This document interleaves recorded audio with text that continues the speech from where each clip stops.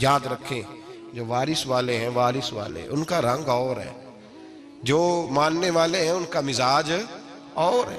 اپنی زندگی لوارثوں کی طرح نہیں گزاریں، تھوڑا سا ادھر گیا تھا تو پھر تھوڑا سا ادھر گیا تھا تو تھوڑا سا، یہ کیا بات ہوئی، یہ کیا بات ہوئی؟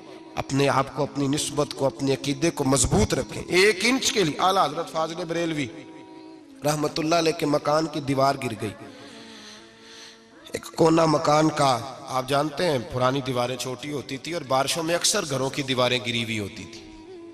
ایک سائیڈ کی دیوار گر گئی تو اس کونے میں ہندوؤں کا گھر تھا۔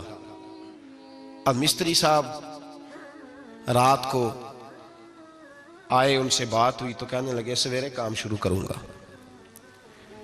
کہا 1-2 صاحب نے کہ ہندوؤں کا گھر ساتھ ہے اور وہ دشمن بھی بڑے زیادہ ہیں، تو رات کو ہی ہو جائے۔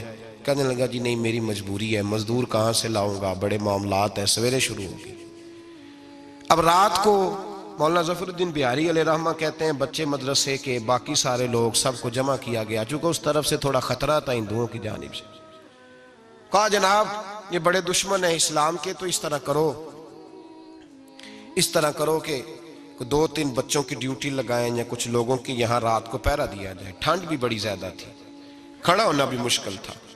اعلیٰ حضرت رحمت اللہ علیہ عشاء کی نماز کے بعد جلدی حجرہ خاص میں تشریف لے جاتے تھے۔ اس رات جب دیکھا نا باہر شور ہو رہا ہے تو اسی طرح سر پہ ایک رومال لپیٹا تو باہر آ گئے۔ کہنے لگے کیا شور ہے؟ کہا حضور سردی ذرا زیادہ ہے تو یہاں کسی کی ڈیوٹی لگانی ہے پہرے کی۔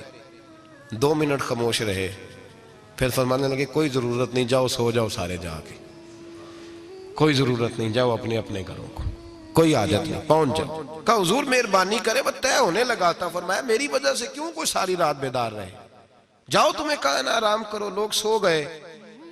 صبح فجر کی نماز پڑھ کے اعلیٰ حضرت رحمت اللہ تعالی علیہ جب سیڑھیاں اتر رہے تھے رضا مسجد کی، تو وہ جس ہندو کی جانب سے زیادہ خطرہ تھا وہ سیڑھیوں پہ بیٹھا تھا، مسجد کی سیڑھیوں پہ۔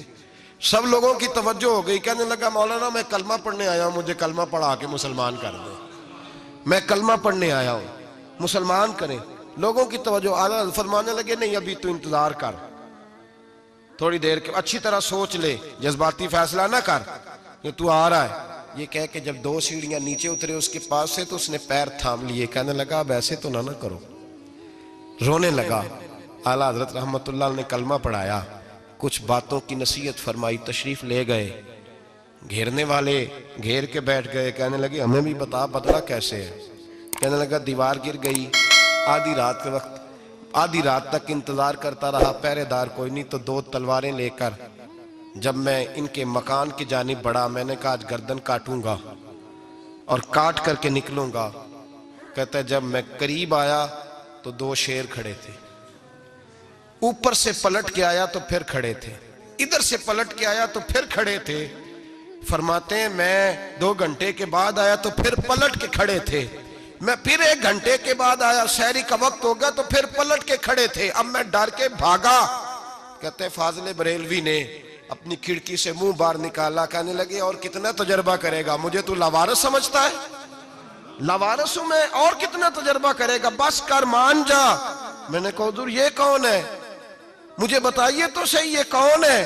تو کہنے لگے میں نے ساری زندگی رسول اللہ کی عظمت کا دفاع کیا ہے، ساری زندگی غوث اعظم کے نعرے لگائے ہیں، ابھی تو یہ مدد صرف غوث پاک جیلانی کی بھیجی ہوئی ہے، ابھی تو غوث اعظم کی بھیجی ہوئی مدد ہے، مولا علی ابھی پیچھے ہیں، 2 جہاں کے محبوب ابھی اس سے پیچھے ہیں، وہ تو ابھی پیچھے ہیں، پیچھے کھڑے ہیں کہ ضرورت پڑی تو ہم بھی تیار بیٹھے ہیں۔ او بھائی آج رواج ہو گیا، رواج، میں نے 2-4 دن پہلے بھی کہا تھا، لوگ کہتے ہیں نہیں کوئی نہیں ضرورت، سامنے سارا کچھ نظر آ رہا ہے۔ او خدا کے بندو یاد رکھو، نسبت ہے بڑی چیز، جانے تگو دو میں، اگر کسی کو نسبت میسر آ گئی نا، نسبت، خالی دامن ہی مل گیا، تیرے ہاتھ میں کچھ ہے تو ہونی چاہیے نا، خالی دامن ہی تجھے کسی کا میسر آ گیا تو تو بچ گیا۔